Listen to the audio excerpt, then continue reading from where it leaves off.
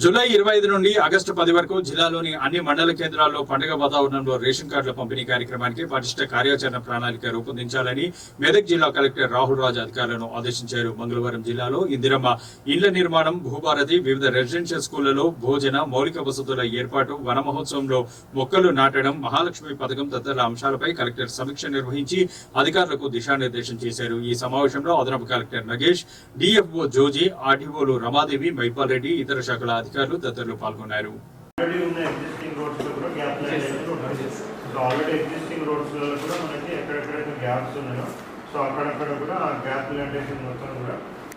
అవి కూడా కంప్లీట్ చేసేయండి. సో ఏమైనా మనం ఉన్న ఫ్లాట్స్ ఎక్కడ కూడా వేస్ట్ కావద్దు. సో వేస్ట్ కాకుండా అవి ఒకటి చేయండి. ఎండోర్మెంట్స్ వాళ్ళతో మాట్లాడిందాక మినిస్టర్ మేడం చెప్పినట్టు ఆ ఎండోర్మెంట్స్ ల్యాండ్స్ వల్ల అదే ఇంత ప్లాంటేషన్ చేయాలి. సో దాని ప్రకారంగా టార్గెట్ ఇచ్చేయండి. పర్ డే దాని ప్రకారంగా ఎంత కంప్లీట్ అవుతుంది అనేసి. సో పంచాయత్ సెక్రటరీస్ కూడా మీరు చెప్పేసేయండి, వాళ్ళు సూపర్వైజన్ చేయాలి ప్లాంటేషన్ మొత్తం కూడా.